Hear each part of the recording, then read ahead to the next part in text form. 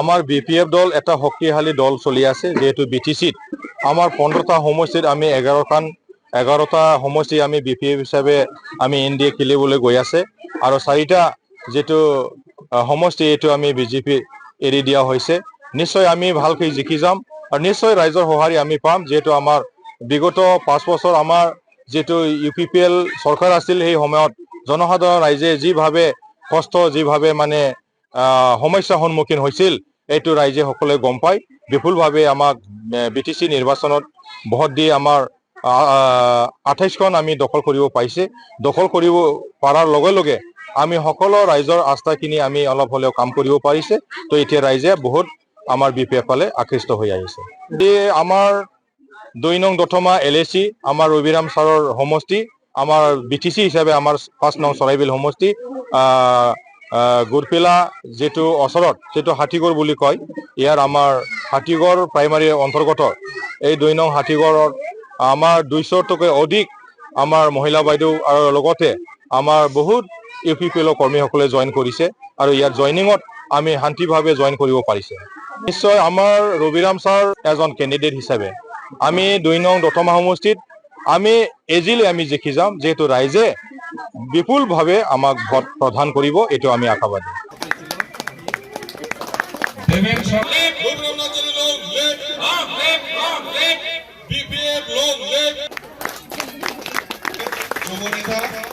আমার বিপিএফ দল এটা শক্তিশালী দল চলি আছে, যেহেতু বিটিসিত আমার 15টা সমষ্টিত আমি 11টা সমষ্টি আমি বিপিএফ হিসাবে আমি এনডিএ খেলিবলৈ গৈ আছে, আৰু 4টা যেটো সমষ্টি এইটো আমি বিজেপি এৰি দিয়া হৈছে।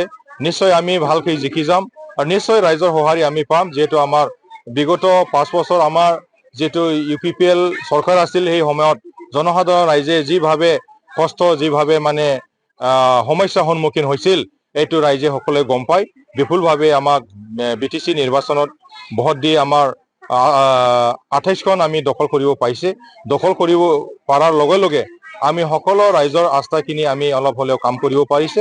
তো এতিয়া ৰাইজে বহুত আমাৰ বিপিএফ ফালে আকৃষ্ট হৈ আহিছে। আমাৰ 2 নং দথমা এলএচি আমাৰ ৰবিৰাম ছাৰৰ সমষ্টি, আমাৰ বিটিসি হিচাপে আমাৰ 5 নং চৰাইবিল সমষ্টি, গুৰপিলা যেটো ওচৰত যেটো হাতীগড় বুলি কয়, ইয়াৰ আমাৰ হাতীগড় প্ৰাইমাৰী অন্তৰ্গত এই 2 নং হাতীগড়ত আমাৰ 200তকৈ অধিক আমাৰ মহিলা বাইদেউ আৰু লগতে আমাৰ বহুত ইউপিপিএল কৰ্মীসকলে জয়েন কৰিছে, আৰু ইয়াৰ জয়নিঙত আমি শান্তিভাৱে জয়েন কৰিব পাৰিছে। নিশ্চয় আমাৰ ৰবিৰাম ছাৰ এজন কেণ্ডিডেট হিচাপে আমি 2 নং দথমা সমষ্টিত আমি এজিলি আমি জিকি যাম, যেহেতু ৰাইজে বিপুলভাৱে আমাক ভোট প্ৰদান কৰিব, এইটো আমি আশাবাদী।